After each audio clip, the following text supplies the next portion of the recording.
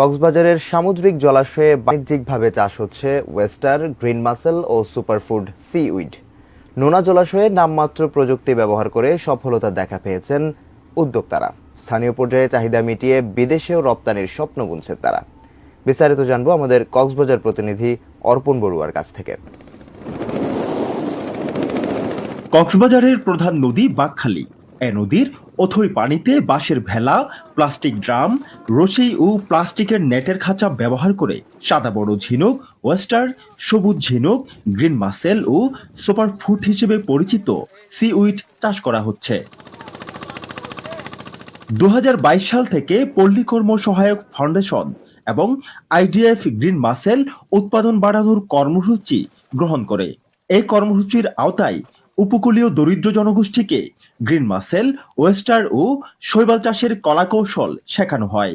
একই সঙ্গে green muscle বাজারজাতকরণের উদ্যোগ নেওয়া হয়। ড্রাম, বাঁশ, রশি দিয়ে ভেলা তৈরি করে এর মধ্যে চাষ করা হয় green mussel, oyster, seaweed. এতে ফলে দরিদ্র জনগোষ্ঠীর কর্মসংস্থানের নতুন দ্বার উন্মুক্ত হয়েছে। সচ্ছলতা এসেছে 1.5 শতাধিক পরিবারে। প্রতি মৌসুমে 70-80 হাজার টাকার ওয়েস্টার ও গ্রিন মাসেল বিক্রি করছেন তারা। সিমেন্টের সিস্টেম করে গুড়া আমরা সিমেন্টের একটা গিয়া বানাই, সিমেন্ট দিয়ে রশি তৈরি করে আর কি। তারপর আমরা রশিগুলো বেলার মধ্যে দিয়ে পানির ভিতরে নিচে ঝুলা দিই। 6 মাস পরে যেহেতু বড় হবে, আমরা মাজা চাইলে মাজা দিয়ে দিই রাখাইনদের, আর যদি পুরা চাই ওইগুলা দিয়ে দিই। এগুলো কক্সবাজার বারিজ মার্কেট, লামা, তারপর সুপুলন্ডি, রাখাইন উপপ্রজাতি তাদের বিক্রি করা হয়।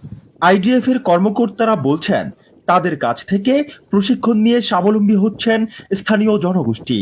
দেশের চাহিদা মিটিয়ে রপ্তানি করা যায় কিনা তার উদ্যোগ নেওয়া হচ্ছে।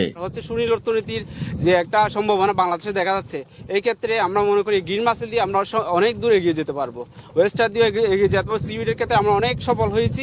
এখন আমরা গ্রিন মাসেলটাকে মার্কেট করার জন্য এবং প্রচারণা চালাচ্ছি। সাগরের নোনা জলকে ঘিরে স্থানীয় দরিদ্র জনগোষ্ঠীর ঘুরে দাঁড়ানোর প্রচেষ্টা দেশের অর্থনীতিতে ভূমিকা রাখবে বলে মনে করছেন উদ্যোক্তারা।